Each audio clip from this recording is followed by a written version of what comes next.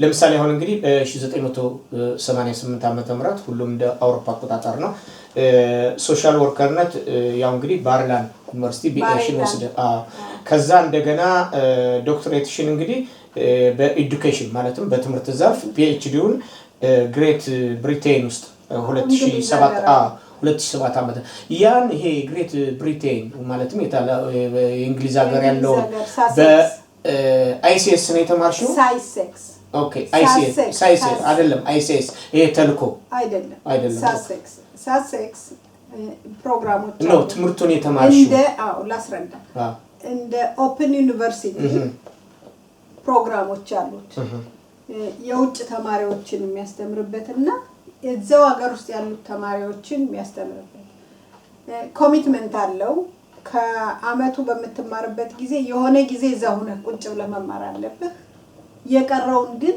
በተልኮ ትማራለህ ፒኤችዲ ሪሰርች ነው ጥናት ነው እና ያለውን ጋይዳንስ ያለውንም ደግሞ ትምህርት ያው ከተሰጠኝ ፕሮፌሰር ጋር ሁለት ፕሮፌሰሮች ነበሩ ብሪቲሾች ናቸው አንደኛው ካቶሊክ ነው አንደኛው ይሁዲ ነው እና ከነሱ ጋራ ነው የሰራሁት ብዙ አመት ነው የፈጀብኝ ምክንያቱም ሪሰርች አደረሽው ምን ጉዳይ ሪሰርች ያረኩት እኔ በፈጠርኩት ሙያ የኢትዮጵያውያንን እስራኤል ያገኙትን ልጆች ህብረተሰብ ሊረዳ የሚችል ሶሻል ኤንድ ኤጁኬሽናል ሚዲዬሽን የሚባል እኔ ማንዴል የፈጠርኩት ፕሮግራም ነው ይሄ ፕሮግራም ኢምፕሊሜንት ለማድረግ ወይም ስራ ላይ ለማዋል ያው ፊደል ተቋቁመዋል ከዛም ፕሮጀክት ሎሚ እንመጣለን ወደዛ ከዛና ይሄ ነው ዋናው እና አሁን ሂሳብ ሳረግ ስንት መጽሐፍ ጽፈሻል ሲሉ ፒኤችዲ ዋድላንድ መጽሐፍ ነው ያባቴ የዳኛው ያቶ ብርሃኑ አካሌ ደግሞ ባዮግራፊ ተጽፎ አሁን 10 አመቱን እየጠበቅኩ ነው እሱ አሁን ፕሪንት ተደርጎ ለህብረተሰቡ ይደርሳል እና በአማርኛ እሱ በአማርኛ ነው ይሄ በእንግሊዘኛ ይሄኛው በሂብሩ ነው ሌላው የጀመርኩት መጽሐፍ ምናልባት እርዳታ ባገኝ ብዙ ተጽፏል በሱዳን በኩል ያለፉት ሴቶች ችግር መከራና ጥረትን በተመለከተ የሚጻፍ መጽሐፍ ነው ምክንያቱም አሁን ሳየው ብዙ የተጻፈው ወንዶቹ ምን ያህል አስተዋጽኦ አድርገው ከሱዳን ህዝብ ወጥቶ እንደደረሰ ነው እነዚህ እናቶች እነዚህ ሴቶች በወሊድ የሞቱት ታሞ የሞቱት ማንም በመጥፎ የጾታ ትንኮሳ የደረሰ አመሰግናለሁ ስለማረኝ የጾታ ትንኮሳ የደረሰባቸው ሜንታሊ እስካሁን ካምሯቸው ያልወጣለ ጠባሳው እሱ ብቻ ጠባሳው ብዙ ነገር እስከዛሬ የተዘጋ ብረድስት ነው ከውስጥ እየፈላ ገና ማንንም አላወጣውም የነሱ ጉዳይ መውጣት አለበት በጽሁፍ በፊልም ገና ብዙ የሚወጣ ጉዳይ ለዚህም ሀገር ከመጡ በኋላ ግማሾቻቸው በየፕሪሚያው በየቦርዲንግ ስኩል ዋዳሪ ትምህርት ቤቶች ግማሾች እዛው ውስጥ የደረሰባቸው ነገር ሁሉ ገና አልተጻፈም እና እሱን ጀምራለሁ በእግዚአብሔር እርዳታ የሚረዳኝ ባገኝ ይሄን ጨርሳለሁ ከዚህ ላይ ዶክተር መንግስት እንደምትለው ከሰጽፍ ምንድነው ያልኩት ያልተነገሩ ሚስጥሮች ከዛ ብዙ ነገሮች አሉ እስካሁንም አሁን ቅድም እንዳልሽው የተዘጋብረደስ ገና እየፈላ ያለ ከውስጥ የሚብላላና ያልተነገሩ ነገሮች ብዙ ነገሮች አሉ በዚህ አጋጣሚ አሁን እንዳየነው ባለፈው ወንድማችን እንደነገረን አሁን በዛ አርገው የመጡ ሰዎች በመጽሐፍ ላይ ናቸው እና ያዩዋቸውን ነገሮች በመጽሐፍ ላይ ማስፈራቸው ምናልባት ታሪኩ ነው ለሰፋ ባለ ሁኔታ እንዲታይ በተለይ አሁን የሴቶች ጉዳይ ብዙ ሰዎች አልጻፉም ምን እንደደረሰባቸው አሁን አንዳንድ ሰዎች በሽኩሽኩታ ቢናገሩ ሙያ ያስፈልጋል እንደሱ አይታውን ሰርጾም ይገባ ከሙያ አቋያ ገለኮ ወደዚህ ሀገር ስትመጣ እንዲሆናል ይሄ የሚነገረው እንዲሁ በዚህ በጨዋታ ደረጃ ብቻ ነው እና የኢትዮጵያ ይሁዶች በዛ በኩል ያለፈው ትክክል ነሽ። ብዙ ነገሮች አሉ ገና ያልተነገሩ ገና ወደ ምስጢራቸው ለህዝብ ያልደረሰ እና ለወደፊት መድረስ የሚገባቸው በዚህ ላይ እንደዚህ አይነት ነገሮችን በማሰብ ደግሞ በጣም ጥሩ ሐሳብ ነው። ዶክተር እዚህ ጋር እንግዲህ ወደዚህ ሀገር ገባሽ፣ ትምህርት ተማርሽ፣ ፒኤችዲውን ቢኤውን ወሰድሽ። በዚህ ሁሉ ማህበረሰቡን በተለይም አዲስ ገቡን የኛም ማህበረሰብ በማንቃት በማደራጀት ከፍተኛ አስተዋጽኦ አድርገሻል። እናመሰግናለን። በዚህ ሁሉ አዋርድ ኤንድ ሆኖር ማለትም ይሄ የውቅና ሽልማቶችን ያገኝሽባቸው ቦታዎች አሉ። እስቲ እነሱን ግለጭልን። ከዛ በማያዝ ደግሞ 50ኛው የእስራኤል በዓል ሲከበር ከ13 ሰዎች ውስጥ ተመርጠሽ የነጻነት በዓል ሲከበር ማለት ነው ተመርጠሽ ችቦ እኛ እንትን ምንለው አብርተሻል። ስለዛ ሁኔታስ ብትገልጭልን። ይሄ ለኛ ክብር ነው ታላቅ ለሰራሽው ስራ ሁሉ እውቅና አግኝተሻል ብለህ ሽልማት አግኝተሻል። በትክክል ነው። እኔ ትምህርቴን አጠናቅቄ አይታችሁ ከሶሻል ወርክ ወደ ኤጁኬሽን ወደ ትምህርት የሄድኩበት ዋናው ዓላማ የኛን ህብረተሰብ ልጆችን ለመርዳት ነው። እዚህ ሀገር እንደመጣን ያው አይታችኋል። ልጆቻችን በየትምህርት ቤቱ በሚመጡበት ጊዜ ባህላችን የተለየ ነው፣ ሜንታሊቲያችን የተለየ ነው፣ አስተሳሰባችን የተለየ ነው፣ የልጅ አስተዳደጋችን የተለየ ነው። ይህን በተመለከተ የእስራኤል ትምህርት ሚኒስቴር ይሄን ሁሉ የሚያውቀው ነገር የለውም። ይሄን ባለማወቁ ልጆች ለምሳሌ አሁን በጣም ፖላይቱ ነው ዝም ያሉ እንደሆነ ያከበሩ እንደሆነ በዚህ ሀገር ባህል እንደ በሽታ ነው የሚቆጠረው። ስለዚህ ብዙ ልጆቻችን ስፔሻል ኤጁኬሽን እንዲሄዱ ሁሉ እየተደረገ እንዲያውም በትምህርት ወደ ኋላ ሁሉ የቀሩና ብዙ እንዲያውም በወላጆችም ላይ ይሄን ያክል ብዙ ለልጆቻቸው አስተዋጽኦ እንደሚያደርጉ ሆነው አይታዩም ነበር። እኔ እንንም ባየሁበት ጊዜ ከዛም ተጨማሪ ሁላችንም እንደምናውቀው የመጣንበት አካባቢ ከገጠር ስለሆነ አብዛኛዎቻችንም ጋም መደበኛውን ትምህርት በዛም ስላልተሳተፍን ከዚህ ሀገር መጥተን የመደበኛውን ትምህርት በምን ለመከታተል በጣም ችግር ፈጥሮ ነበር። ያና አንዱ ትልቁ ችግር ሁኔታ ምንድነው ሰዎቹ ከግብርና ተነስተው ወይም ደግሞ ከሴት ባልትና ትምህርት ተነስተው ወደ መደበኛ ትምህርት በእድሜያቸው ማለት ከመጀመሪያው ከአንደኛ ክፍል ሳይጀምሩ እንዲሁ ከ6ኛ ክፍል 7ኛ ክፍል እንዲሁ ደብተርና እርሳስ እንኳን ይዘው ወይም ሞክረው ያላዩትን በዚህ ሰዓት ነው እንግዲህ ችግር ፈጥሮ እኔ ይሄንን እንግዲህ በሶስት ከፍለዋለሁ። አንደኛው እንደኛ አይነቱ ጠንከር ብሎ የመጣው ትምህርት ኢትዮጵያ በአማርኛም ያልተማረ ምንም ነገር የማያውቀው ባህሉ የተለየ ነው የገጠር ሰው ነው አንዱ ግሩፕ ነው። ሌላው መካከለኛው ያው ወጣቱ በግሩ ሱዳን ሌላው ሁሉ ተሸክሞ እንደ ሮኒ የመጣው ይሄ በየአዳሪ ትምህርት ቤቱና በየዩኒቨርሲቲ የገባው ነው። ሌላው ልጆች ህፃናት ልጆች ናቸው። ከተወለዱበት ጀምሮ እስከ 12ኛ ክፍል ያሉት ልጆች የትምህርት ጉዳይ ነው። እነዚህ ትንንሽ ልጆች እንደ እስራኤል ሀገር ልጅ ታንጸው በትምህርት ከትንሽነታቸው from day one የህፃናት ሙያ ገብተው የተማሩ አይደሉም። ሌላው ተምሮ የህፃናት ሙያ አንደኛ ክፍል ሲደርስ የኛዎቹ የመጀመሪያ ጊዜያቸው ነው። እነዚህ ያለፉትን ልምድ ወረቀት መቁረጥ መማር መናገር መጻፍ ሳይማሩ ቀጥታ ነው የገቡት እና አስተማሪዎቹ እኩል ያንን ኢቫሉዌት ወይንም ደግሞ ለማስተካከል አልቻሉም። ስለዚህ የኛ ልጆች ሲሰለቻቸው ትተውት ይሄዳሉ። ከትምህርት ወደ ኋላ የራቁ ናቸው። እንትኑ እየተራራቀ ጋፑ እየተራራቀ በመሄዱ የኛ ልጆች ከፍተኛ ችግር ላይ ደረሱ። አሁን እኔ ዋናው ዓላማዬ የትምህርት ሰርቲፊኬት የማስተማር ሰርቲፊኬት ያወጣሁበት እኔ በሶሻል ወርክ ህብረተሰቡን በሌላ በኩል ብረዳው በትምህርት በኩል እኔ ራሴ ካላወቅኩኝ ኤክስፐርት ካላልኩኝ ልረዳ አልችልም። ወዲያውኑ ያው ማንዴል በተማርኩት እንትን ይሄንን ሶሻል ኤንድ ኤጁኬሽናል ሚዲዬሽን ፕሮግራም ዴቨሎፕ አድርጌ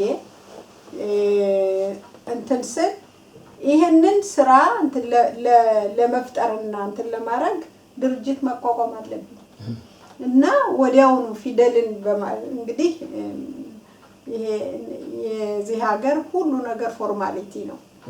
ድርጅት ካልተቋቋመ ስራ መስራት አይቻልም። ድርጅት ከሌለ ኢንፍራስትራክቸር ከሌለ መሰረታዊ ነገር ሊሰራ አይችልም እና ያው እርዳታና ፊደልን በማቋቋም ዋናው ችግሬ የነበረው እኔ እንደው ትምህርቴን እንደጨረስኩኝ የማንዴል በትምህርት ሚኒስቴር በኩል የቲቸር ጋይዳንስ ያስተማሪዎችን መምራት እንትን ተሰጥቶኝ እኔ እንደው ማስተማሮችን ሁሉ ማሰልጠን ጀምሬ ነበር። እሱ ትልቅ መንገድ ከፈተልኝ። ምክንያቱም ስገባ የኛ ልጆች ያያቸዋለሁ። አስተማሪዎቹን ሳነጋግር ያስተማሪዎቹን አቋም ገመግማለሁ ስለኛ ህብረተሰብ ያላቸው እና በጣም እንደውም እኔ ካሰብኩት በላይ ከፍተኛ ችግር እንዳለ ገባኝ። አሁን ያንን ስራ በአስተማሪዎችና በተማሪዎች መካከል ተማሪዎች ወላጆቹንማ ከቁም ነገርም አይቆጥሯቸው። ወላጆቹም ደግሞ ያልተማሩ ናቸው። ልጆቻቸው እንዴት እንደሚማሩ አይከታተሉም። ምክንያቱም የዚህ አይነት ልምድ የለም። በዚህ ምክንያት ብዙ ልጆች ወደ ትምህርት ገበታ ካሄዱ በኋላ ትምህርት መደበኛውን ትምህርት አይከታተሉም። ከትምህርት ቤቱ አሉ ግን ብዙ ጊዜያቸው መሳለፍ የነበር ከትምህርት ቤቱ ውጭ ነው እና የኛ ባህል ያደግንበት ባህል አንድ ፊደል ያስተማረህ እንደ አምላክህ ነው የሚቆጠረው እና ወላጆች ክብር የሚሰጡት ለአስተማሪዎች ነው እንጂ ለልጆች ችግር አይደለም። አንድ ነገር ሆኖ ሲመለስ ያረካት ነገር ትኖራለች ይባላል እና አሁን ፊደልን ባቋቋምኩበት ጊዜ ያገሩን በሬ ባገሩ ሰርዶ እንደሚባለው ሁሉ የኛን ህብረተሰብ ከእስራኤል ከኢትዮጵያ ተምረው የመጡትን እዚህ ሀገር ትንሽ የቆዩትን እየሰበሰብኩ ስልጠና ጀመርኩ። 2 አመት ትምህርት ስልጠና። ይሄ ባንደኛው ማልቲ ዲሲፕሊነሪ ነው። ባንደኛው ሶሻል ወርክን በሌላው በኩል የአሞዳ ከይላቲት ማህበራዊ ስራ የማህበራዊ አገልግሎት ስራ ማህበረሰብ አገልግሎት በሌላው በኩል ትምህርትን በተመለከተ 3 ነገር ባለው ስልጠና ተጀመረ እና ለምንድነው ሶሻል ወርክ ከህብረተሰቡ ጋር ለመስራት ከፍተኛ የሆነ እንትን አለው የሙያ ስልት አለው እሱ በሱ እንዲማሩ ኮሚኒቲ ዴቨሎፕመንት ደግሞ አቦዳ ከይላቲት የሚሉትን እሱን ደግሞ ማታ ከሰዓት በኋላ ህዝቡን በማጠናከርና በመሰብሰብ የሚያስተምሩበት ሌላው የትምህርትን ጉዳይ በተመለከተ አስተማሪዎች የሚናገሩትን ቋንቋ ማወቅ አለባቸው። ለምሳሌ የአንድ ተማሪ የትምህርት ችግር ቢያጋጥመው ለምሳሌ የፔዳጎጂ የትምህርትን ድክመት የስፔሻል ኤጁኬሽን ለምንድነው እነዚህ ልጆች ወደ እንዲህ አይነት ቦታ የሚመሩት በትምህርት ጉዳይ ይሄን ሁሉ በማጥናት እንዲያውም በሳምንት 2 ቀን ፊልድ ወርክ ይወጣሉ 3 ቀን ቲዮሪ ነው የሚማሩት። እንደዛ አድርገው ያው ያሰለጠን የመጀመሪያው ችግር የነበረው ትምህርት ሚኒስቴር ሪኮግናይዝ ማድረግ አልፈለገም እና እነሱ ትምህርት ሚኒስቴር በጣም ከባድ ችግር ነበር እነሱን ኮንቪንስ እስካደረኩኝ ድረስ። ከዚያ በኋላ ደግሞ ሌላው ሚስራዳ ክሊታ ነው የአዲስ ገቢዎች ሚኒስቴር እነሱ ለሁሉም እንትኖች ናቸው በጣም ባለሙያዎች ናቸው። ሌላውን ይሄን ያክል ብዙ ማያዩ በተለይ አዲስ መጥ እንዴት ያስተምረናል የሚል ነገር አለ። ከጊዜ በኋላ ይሄ ሁሉ እንትን ተብሎ ወደ 240 ትምህርት ቤቶች ተመድበው እነዚህ ኢትዮጵያውያን የኛ ሰራተኞች ሰውን አንደኛ ወላጆችን በአማርኛ በማነጋገር ችግራቸውን በማስረዳት በመፍታት በሌላ በኩል ደግሞ ልጆችን በትምህርታቸው አስተማሪዎች እነዚህ ልጆች እንዳለፈው ጊዜ ሳያወጡ ትምህርታቸው የሚማሩበት የሚጠናከሩበት በሌላ በኩል ደግሞ መምህራንን ያሰለጥናሉ። በእኛ ባህል የኛ ልጅ ለምሳሌ አንገቱን ደፍቶ አስተማሪውን ማነጋገር ባይችል ድክመቱ አይደለም ባህሉ ነው። ባህሉን እንዲያከብሩ እና እንዲያጠናክሩ ይሄንን ሶስት ነገሮች አንድ ላይ እንትን በማለት በማቀናጀት 240 ትምህርት ቤት እስራኤል ሀገር ውስጥ ከፍተኛ የሆነ አስተዋጽኦ ተደርጓል። ከዚህ ላይ ተጨማሪ ነገር ለንግስት እንዳለችው እነዚህ ወጣቶች ሪይ ነው ማለት ዲሞይ ላይ እኮ እንለዋለን በባይስ እኛ እነሱ ለታዳጊ ወጣቶች ምሳሌዎች ሆኑ። በዛ አካባቢ ለምሳሌ የኛ ሰራተኞች ማለት በትምህርት ቤት ሲዘዋወሩ የኛ ልጆች ሲያዩዋቸው ለካ የኛም ሰዎች አሉ እኔም እንደነሱ መሆን ፈልጋለሁ ወይም ደግሞ ከነሱ በልጭ መገኘት ፈልጋለሁ የሚለው ሐሳብ ይቀረጽና ለወደፊት እነዚህ ትንሽ ልጆች ታዳጊ ወጣቶች ወደ ከፍተኛ ትምህርት ወይም ወደ ከፍተኛ ተቋም እንዲሄዱ ያደረጋቸው አንዱ መንገድ ይሄ ነው።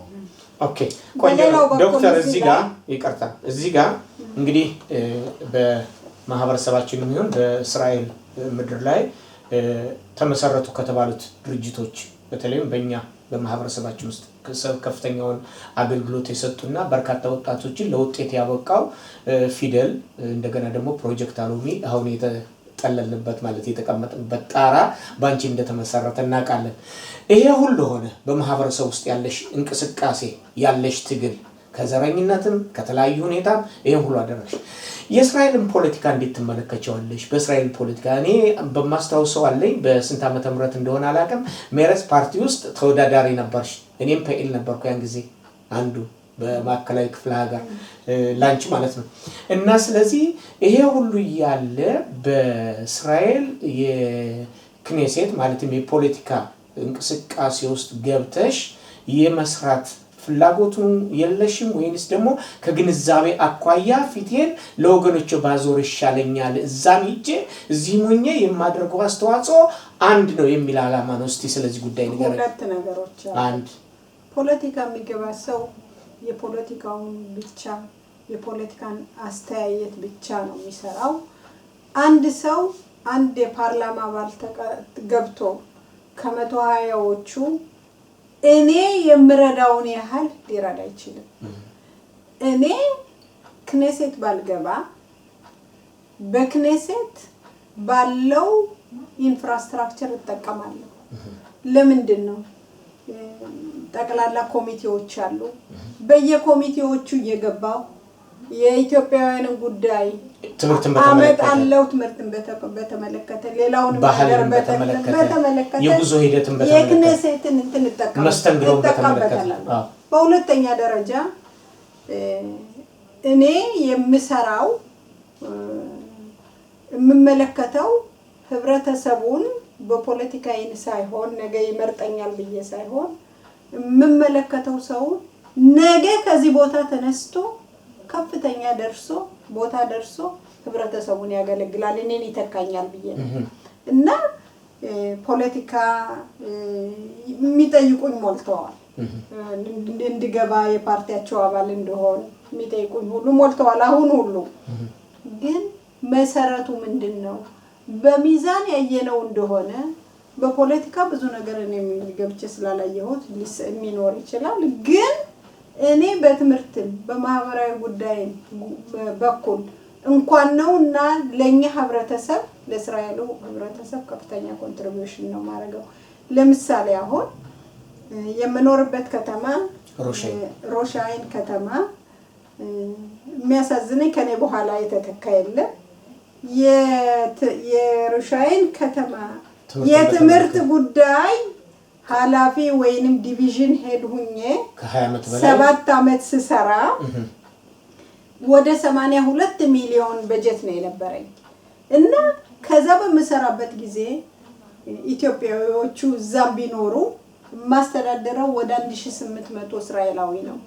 እና መጀመሪያ ሲጀምር ስራውን ኢትዮጵያዊት አዲስ መጥ ምናምን የሚል ምናልባት ከዚህ ዶክተር ንግስት ለማስተካከል ያህል ከዛ አሁን አንቺ እንዳልሽው ሮሻይን የሚኖሩት ኢትዮጵያኖችም ኢትዮጵያውያን እስራኤላውያን ናቸው እና እንደ እስራኤላዊ ዜጋ ምናያቸው ሁሉንም ምናልባት የዚህ አይነት እንትን አላ አንዳንድ አባባል አለ። በዛ በኩል ያለው ሁኔታ ያደረግሽው አገልግሎት ሮሻይን የሚኖሩትን አጠቃላይ የእስራኤል ዜጋዎችን ኢትዮጵያውያኖችን ጨምሮ ማለት ነው። አዎ ከኢትዮጵያ የመጡትን አዲስ መጦችን በማለት ነው። እና ገና ስገባ ምልክት ትንሽ ይሄን ያክል ብዙም የተመቻቸው ሰዎች አልነበሩም። በመጀመሪያ ደረጃ እኔ የመጀመሪያዋ እዛ ከተማ ውስጥ ትምህርት ክፍል በጠቅላላ በማዘጋጃ ቤቱ ዶክተር እኔ ነኝ። አንድ ኢትዮጵያዊት እኔ ብቻ ነኝ ዶክተሯ። ከዚህ በተጨማሪ ደግሞ እኔ እዛ ስገባ ብዙ ኤክስፔሪየንስ ወይንም የስራ ልምድ ይዤ ነው የገባሁት። በትምህርትም በኩል ከብዙ ማዘጋጃ ቤቶች ጋር ሰርቻለሁ። ፔዳጎጂ ፕሪፓሬሽንን በሚሆነው በጠቅላላ አጠራቅሜ ይዤው አክሙሌት አድርጌ የገባሁት እውቀት ያንን በትክክል አስተዳድሮ እንዲያውም የሚተርፍ ነው። ራሴን በእውነት እንትን ለማለት የኛ ባህል መቼም ዝቅ ማድረግ ነው እንጂ እና ይሄን ያክል ሰራ የትምህርት ቤት ብዙ ወደ 60 ኪንደርጋርደኖች ወደ 17 ትምህርት ቤቶች ገና ከተማዋ አዲስ ዴቨሎፕመንት ላይ ነበረች። ያው ሁሉ በመቋቋምና በመስራት ከፍተኛ ጥረት አድርጌያለሁ። ከዚህ በተጨማሪ እኔ በነበርኩበት ጊዜ አንድ ከባድ ችግር ነበረ። ያ ችግር ምንድነው? በእስራኤል ሀገር ውስጥ የተለመደ በየከተማው የሚቋቋም ልጆች ከተወለዱበት ጊዜ ጀምሮ እስከ 6 አመት የሚተዳደሩበት ወይንም ደግሞ የሚመረመሩበት ምን የሚልበት ቻይልድ ዴቨሎፕመንት ሴንተር ወይም መርካዝ ሌት ፓትሮታ የለም። እና እኔ ከዛ ከከተማው ውስጥ ያው ሚስራዳ ብሪዮት ወይም የጤና ጥበቃ ሚኒስቴር ቲፓት ሐላብ የሚባል ክሊኒኮች ነበሩ። እሱንም ሁሉ አሁን ጤና ጥበቃ ሁሉ እየዘጋ ነው። እነዚያ ልጆች እኔ እዛ ስራ ላይ በነበርኩበት ጊዜ ወደ ሌላ ከተማ ነበር ሪፈር ማረጋቸው መልካቸው። ከሌላ ከተማ ሄደው ብዙ ተራ ይጠብቃሉ፣ እንደውም ማያገኙ። አሁን እኔ ምን አልኩ? እኔ አሁን ስራዬን ሲጨርስ ለዚህ ከተማ ይሄንን ለመገንባት ይሄንን እንትን ኬረን አቋቁማለሁ። ኬረን ፈንድ አቋቁሜ ይሄንን እንትን ገነባለሁኝ ብዬ በ2022 ከ3 አመት በፊት ይሄን ድርጅት አቋቋሙ። ይሄን ድርጅት አቋቁሜ ቦርድ አቋቁሜ የቦርዱ በኢትናድቡትም ወይንም ደግሞ በነፃ አገልግሎትም ቢሆን ዳይሬክተሯ እኔ ነኝ። አሁን $2 ሚሊዮን ተሰብስቦ ፕላን ተደርጓል። አሁን ይሄንን እስከ 4 አመት ውስጥ ተገንብቶ ያበቃል። ይሄንን የምሰራው ለኔ ህብረተሰብ ወይንም ለኢትዮጵያ ህብረተሰብ ሳይሆን ጠቅላላ ላሉት ለከተማው ነዋሪዎች ትልቅ የሆነ ኮንትሪቢዩሽን ነው። እዚህ ጋር ለምሳሌ በእስራኤል ሀገር ሁለት ነገሮች አሉ፣ የሙያ ሰራተኞችና የፖለቲካ። በተለይ አብዛኛውን ጊዜ ውሳኔ የሚወሰነው በፖለቲካ መሪዎች ነው። ለዚህም ነው እንግዲህ አሁን ብዙዎቹ ወደ ክነሴትም ይሁን ወደ ከመማክርት የካንቲባ መማክርት ብዙ ጊዜ ለመሄድ የሚሞክሩት ያነ በዛ አካባቢ ያሉ ሰዎች የተመረጡ ሰዎች ምናልባት የዚህ አይነት እድል ይኖራቸዋል ማለት አህላታ ወይም ደግሞ ውሳኔ መወሰን፣ ገንዘብ ባጀት መመደብ የእንደዚህ አይነት ነገር አለ። ነገሩ ግን ያነ በቂ አይደለም። የፖለቲካው ክፍልና የሙያው ክፍል ባንድ ላይ ተቀናጅቶ ካልሰራ በዛ በኩል የሚወሰነው ተግባራዊ ላይ ሆን ይችላል። ስለዚህም ነው አሁን አብዛኛውን ጊዜ በፖለቲካ ደረጃ ወይም በክነሴት ደረጃ ይሄን ያህል ገንዘብ ተመድቧል፣ ይሄን ያህል ገንዘብ አመጣናል ማለቱ ብቻ በቂ አለመሆኑን እና ደግሞ የሙያ ሰራተኞች ጋር ቅንጅት ተደርጎ ህብረተሰቡ እንዲጠቀም የማድረግ ኃላፊነቱ እስካልተፈጠረ ድረስ ያ የመናገር ችሎታ ብቻ ሊኖር ይችላል ወይም ደግሞ ብቻ ሊሆነው ሊቀር ይችላል ነው። እንግዲህ አሁን እኛው ትልቁ የሁለቱ የሚዛን ጉዳይ። አሁን ቅድም ስለውቅና ጠይቀኛል። ስለውቅና የጠየቀኝ በመጀመሪያ ደረጃ ሽልማትና የክብር እውቅና የመጀመሪያ ደረጃ በ50 አመት የእስራኤል 50ኛ የነጻነት በዓል እኔ ስንት ጥረት ስወድቅ ስነሳ ስንት እንትን ብዬ እስራኤል ሀገር መጥቼ የኔን አስተዋጽኦ እውቀትና በእውነት ሪኮግኒሽን ተገኝቶ በ50ኛው አመቷ እኔ አንዷ መብራት አብሪ በመሆኔ ይሄ በጣም በጣም በጣም ያስደስተኝ ነገር ነው። በጣም ቆንጆ እኛም ደስ ብሎን ነበር።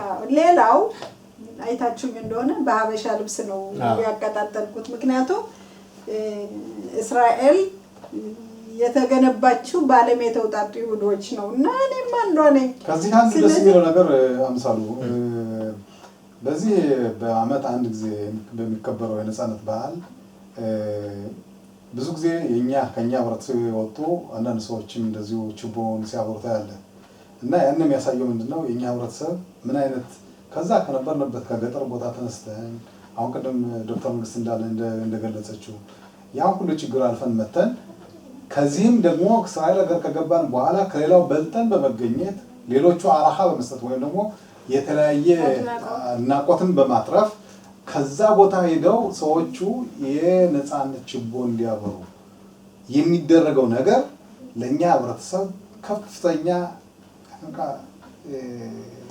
እድልና ከፍተኛ ጋባ ማለት ኩራት ነው።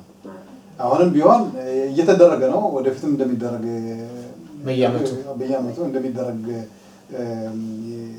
እርግጠኛ ነኝ። ነገር ግን ይሄን ላደረጉ ሰዎች ይሄን ለሰሩ ሰዎች የሚሰጥ ፕራስ ወይም ደግሞ ሽልማት አሁን ይሄንን በመቀጠል ያንንም መብራት አበራው ከ3 ዩኒቨርሲቲዎች ከፍተኛ የሆነ አድናቆትና የሂብሩ ዩኒቨርሲቲ ጂዊሽ ኤጁኬሽን ፕራስ ሮትንበርግ ወይንም የሮትበርግ የተቋቋመው እሱም እንትን አግኝቻለሁ።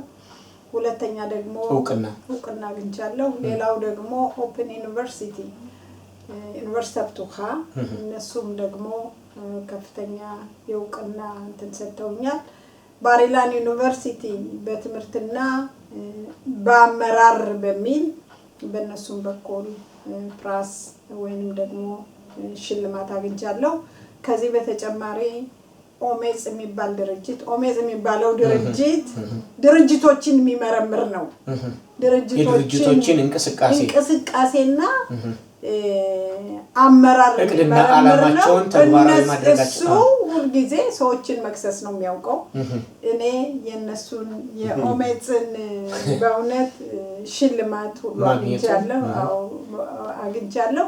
ከዚህም ሌሎችም ሽልማቶች አግኝቻለሁ። ይሄ የኔ ሽልማት አይደለም፣ ጥረቱ የኔም ቢሆን የህብረተሰባችን ነው። ተወልጄ ያደኩበት ማህበረሰብ በምሰራው ነገር ሁሉ ምን ጊዜም ቢሆን የማስበው የኛ ልጆች እንዴት አድርገው ያዩኛል። ምክንያቱም ብዙዎቹ እኔን እንደ ሮል ሞዴል ወይንም ደግሞ እንደ ምሳሌነት ስለሚያዩኝ ምን ጊዜም ቢሆን በገባሁበት ቦታ ለምሳሌ ዩኒቨርሲቲ ተማሪዎች ይጠሩኛል።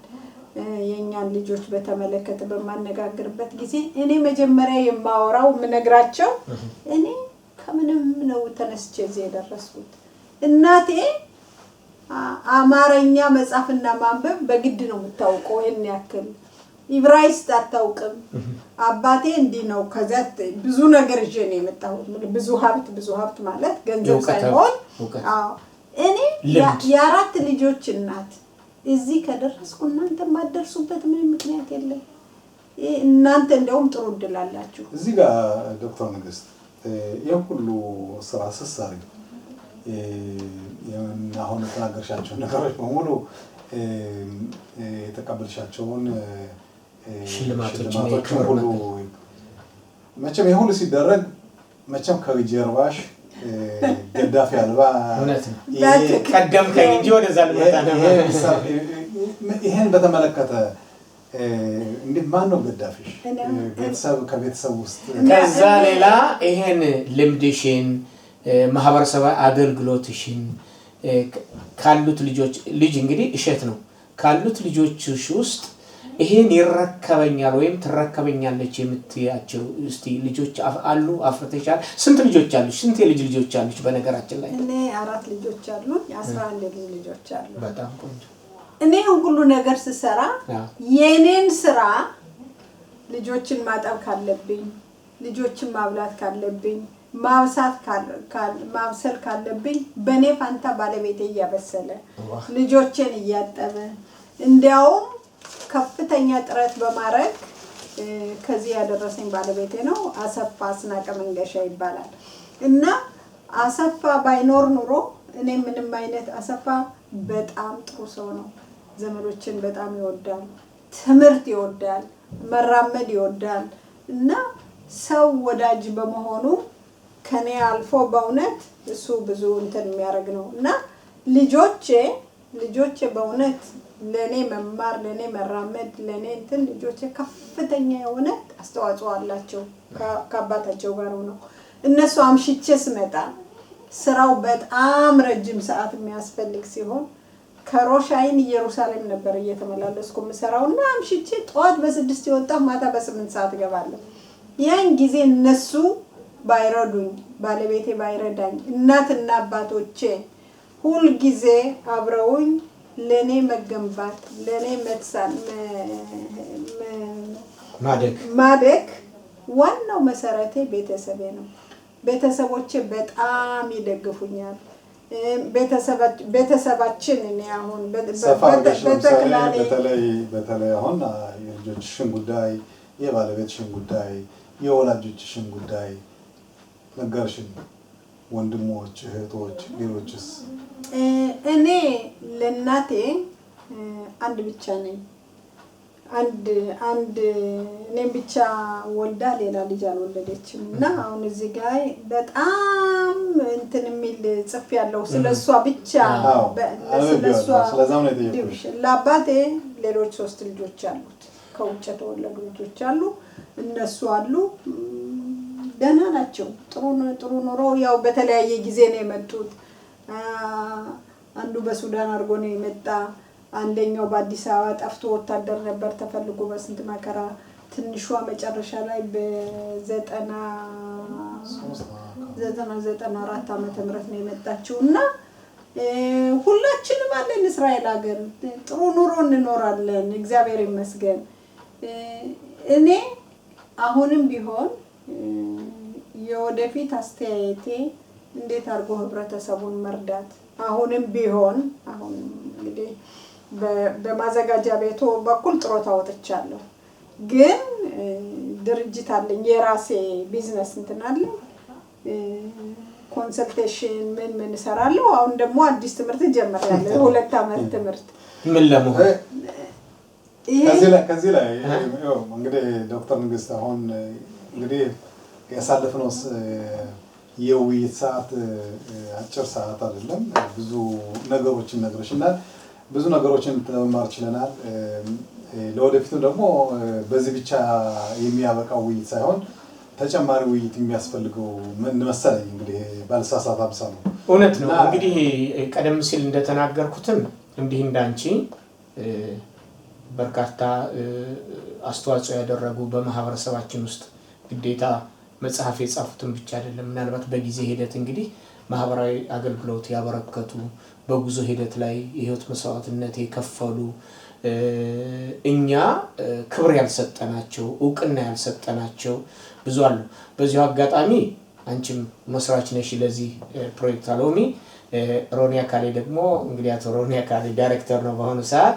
ይሄን እድል ከተወሰነ ጊዜ ስንት ጊዜ በኋላ ይሄን እድል ስለሰጠን እጅግ አድርጌ እኔ አመሰግናለሁ። በሌላ በኩል አንድ ጥያቄ አለኝ እኔ ዶክተር የዘለልኩት በጣም እንትን የሚያደርገኝ እሱን መልሽልኝና ኦርፋን ኦፍ ዘ ቦክስ ኦፍ ወሎ ወሎ ወላጅ አልባ ህፃናት በካርቶን ወሎ ውስጥ እስቲ ስለዛ ይሄን ቀደም ብዬ ነበር እኔ ያዘጋጅ ሳነበው እንባይ እየመጣ ነው ያነበብኩት። ምክንያቱም የልጆች አባት ነኝ እኔም ልጆችም አሉኝ። ከዛ አቋያ በልጆች ላይ እንዲያውም አንቺቱ ሌላ አላቅም ገብቼ ነበር ጉግል ላይ የወሎ ረሃብ ምለው እዛ ጋር የሆነች ወጣት ልጅ ልክ እንዳንቺ ቀጭን ቆማለች። ኃይለ ስላሴ ያሉ አውጀዴ ይታደላል የታጠፈ ምናምን ይገርምሻል ቆርቆሮ ቅድም እንዳልሽው ጣራው ይታያል ይሄ ምሰሶናኛ ማገር ምንለው ነገር እሱ ሁሉ ይታያል ህዝቡ ዛ ተርቦ ምን ብሎ በጣም ተስፋ በቆረጠ ሁኔታ ከዛ አቋያ ነው እንግዲህ ወጣቶች ነበርና ያን ጊዜ ምን ይላል መሰለ የወሎ ረሃብንትን በሆነበት ጊዜ አንድ ልዕልት ልጃቸው የንጉሱ እንደዚህ ተርቦ ምንድነው ብላ አስጠይቅ እንደዚህ ተርቦ ለምን ኬክ አይበሉም ብላትን ያደረገች እንባልኛ ገና ወጣቱን የወሎን ድርቅ በመናነሳበት ጊዜ ይሄን እናገር ነበር ጥራም ገሰሰ ዘፈናል እሱን ትነዋ ዋይ ሲሉ ወገን እንትን የሚለው እና እስቲ ስለዚህ ከገባን ብዙ ነው ስለዚህ ስለ ኦርፋን ኢን ዘ ቦክስ አጠር ባለው ነው ተቀደም ጀመር አድርጌዋለሁ እነዚህ ከመንገድ የሚለቀሙ እናቶቻቸው አባቶቻቸው ሞተው በጣም ደክመው እንትን እንኳን ልብስና አልጋ ስለሌለ በዶኔሽን ወይም በርዳታ የመጣውን ካርቶኑን ቆርጠን በሱ ነበር የምናመጣቸው እነሱ መተው ከዛ ቴራፒቲክ ፊዲንግ ወይንም ደግሞ በስሪንጅ ነው ምግብ የምናበላቸው እነዚህ ልጆች ከ4 ከ5 ቀን በኋላ ሲስቁና ስማቸውን ስለማናውቅ እኛ ነን ስም የምንሰጣቸው ስም እንትን የምንላቸው ይሄ ሁሉ ሲሆን የወሎ ህዝብ ጥሩ ሰው ነው የደሴ ከነሱ ምግብ እየቀነሱ ጭራሽ አገሩ በሙሉ የተራበና የደከመ እንትን ሲባል እየተካፈለ ነበር የሚበላው የነዚህን ልጆች ታሪክ በመጽፈበት ጊዜ እኔም ራሴ ያለቀስኩ ነው የጻፍኩት ምክንያቱም ሁኔታቸው የነበረው በጣም መጥፎ ሁኔታ ነው ከዛም እንደዛ ብለው አድገው በእስራኤል ሀገር አዳፕሽን ወይንም ደግሞ ልጆች ለጉድፍቻ ሲሰጡ ፕሮሰስ አለው ብዙዎቹ ወደ ውጭ ሀገር እንዲሄዱ ተደርጓል እኔ እንዴት እንደሄዱ አላውቅም እዛ አስቀርቻለሁኝ በጥያቄ መሰረትና የት እንዳላጣቸው ግማሾቹ ወደ ስካንዲኔቪያን ካንትሪስ ነው ወደ ስዊድን ወደ በእነሱ ነው የሄዱት በዩኒሴፍ ስር ነው ማን እንደወሰዳቸው አላውቅም እኛ ለራሳችን ህዝቡን ለማዳንና ያን በተመለከተ ለምሳሌ በጣም ዋናው ማን የሚገባው ነበር አንድ ጊዜ ሮኔ ልጨርስ ከዚህ መካከል ኃይለ ሥላሴ ለጉብኝት ይመጣሉ ተባለ ለጉብኝት ይመጣሉ በሚባልበት ጊዜ በወሎ ቅዝቃዜ በወሎ ብርድ ልብስ በቂ የሚለብሰው የለውም በየጊዜው ሰው ስለሚሞት ሬሳውን የሚቀብረው ከዚህ ያገገመው ነው ደሞዝ ስለሌለ ከሚመጣው እርዳታ ስንዴ በቆርቆሮ እየተሰፈረ ነው ደሞዝ የሚሰጣቸው እነሱ ባይኖሩ በእውነት ቀባሪም አልነበረ አሁን ሊመጡ ነው በሚባልበት ጊዜ አንድ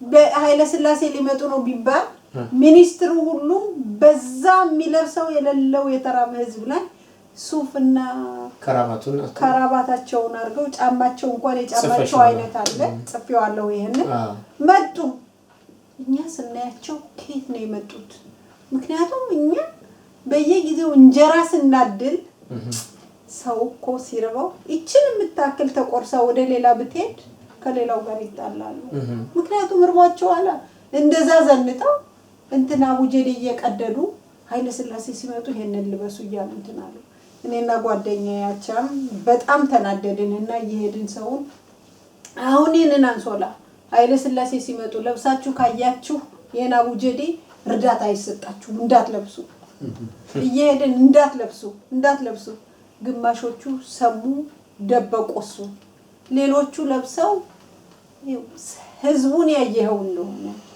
ሰውን ያየኸው እንደሆነ ለካ እግዚአብሔር ሲፈጥር ሰውን ስንት ጊዜ ነው የሚፈጥረው ተርበው ቆዳ ሆኖ ዛሬ መንግስት ኃይለ ሥላሴ ንጉስ ኃይለ ሥላሴ አባቴ እሳቸው ሲናገሩ ሬዲዮን ከራሱ ላይ አርጎ ነው የሚሰማቸው ህዝቡ በስማቸው ነው የሚመለው ከክብር አቋያ ሲጣላቆ በኃይለ ሥላሴ አምላክ ካለ ሰው አይንቀሳቀስም እንደዛ ያሉት ሰውዬ አንሶላ ያንን አቡጀዴ በማከፋፈል ህዝቡ ይደጎማል በማለታቸው በጣም አዘንኩኝ ግን ያው ከዛ የተነሳ ያው የመንግስት መለወጥ የመንግስት መቀየር ለውጡ ተፋጠነ ለውጡ እንትን አለና ይሄንን ብዙዎች ጽፈውታል ታሪክ ይጻፈው ጊምብልቢ ጋዜጠኛው እሱ ባያወጣው ኑሮ የኢትዮጵያ ሕዝብ አውቀው የዓለም መንግስታትም እርዳታ ማያገም ተዳፍኖ ይቀር ያው ሰው እንዲያውም ኢንተርቪው ሲደረጉ የወሎ አስተዳዳሪ ወሎ መሰደድ አመሉ ነው አሉ የት ነው ምናምን ቢባልና እዚህ እኮ ነው አሁን ቀደም ነው ያለ አንድ ነገር ጀምሬ ምናልባት አሁን ሰዓታችን ስላለቀብን ይሄ አንድ ታሪክ ነው እንደዚህ አይነት ነገሮች በሙዚየም ደረጃ ወይም ደግሞ በትምህርት ደረጃ ህዝቡ ተምሮ የዚህ አይነት ችግር ሲመጣ ለመቋቋም የሚያደርገው ጥረት ከሌለ እንደዚህ አይነት የሰው ማስተማሪያ እንዲህ ነበር እንዲህ ሆነ እንዲህ ተፈጠረ ሰዎች እኮ በዚህ አካባቢ የነበሩት እዚህ ወሎ ውስጥ የነበሩ ሰዎች ይሄን ችግር አልፈዋል ለምሳሌ ሆሎኮስትን ነው ሰድ እንደገና እንትን ይሄ የኛ የራሳችን የሱዳን መንገድ የመጣነውን በተመለከተ ሙዚየም ለማቋቋም ከፍተኛ ጥረት እናደርጋለን ለምን እንዳይረሳ ለምንድን ነው እኛ ቲውድ ምናደርገው ያንን እኮ ሰዎች እኮ የተናገሩት ነገር ሰዎች ከመጥፋታቸው በፊት ወይም ከማለፋቸው በፊት ከዚህ ዓለም ነገሮችን አስቀርተው እንዲያልፉ ቲውድ ማለት መዝገባ እናደርጋለን ኦኬ አሁን ወሎ ውስጥ የተደረገው ሁኔታ አሁን እናንተ ስትናገሩ ለኔ እንደ አዲስ ነገር አየሁት በርግጥ አዎ እኔም ተሳትፎ ያለው ወሎ ብቻ አይደለም ወጋዴንም እንደዛ ያለና አሁን እኛ ወሎ ተርቦ ሲባል አዎ እኛ ሀያ ይዘን በየመንደሩ እንትለሱ እህል ለመሰብሰብ የወጣንበት ሰዓት ነበር በርግጥ ያንን ይሄን በተመለከተ ግን ለምን የመማሪያ የማስታወሻ የመዘከሪያ ቦታ አለመኖሩ በጣም አሳዝናል ኦኬ እናመሰግናለን እንግዲህ ክብራትና ክብራን ተመልካቾቻችን ዊዝለስ ዛን ነቲንግ የዶክተር ንግስት መንገሻ መጽሐፍ ንግስት ብርሃኑ መንገሻ ኦኬ እንዳይቆጣኝ ያሻተባለው እና አማዞን ቡክ ፕሮ ላይ ይገኛል ገስታችሁ እንድታነቡና ሐሳባችሁ እንድትገልጹልን እንፈልጋለን በእነኚህ መጽሐፍቶች ላይ ብቻ ሳይሆን ክብራትና ክብራን ተመልካቾቻችን ሌሎችም እንደዚህ ተመሳሳይ የሆኑ መጽሐፍቶች ታሪክ ያላቸው የታሪክ ፍሰታቸው የድርሰት አጻጻፋቸው ይመጥናሉ የምትሏቸውንና ያነበባቸውን ጠቁሙን እናቀርባለን ጸሐፊዎችንም መጽሐፉንም እናቀርባለን ስለነበረ ጊዜ እጅግ አድርገን እናመሰግናለን ዶክተር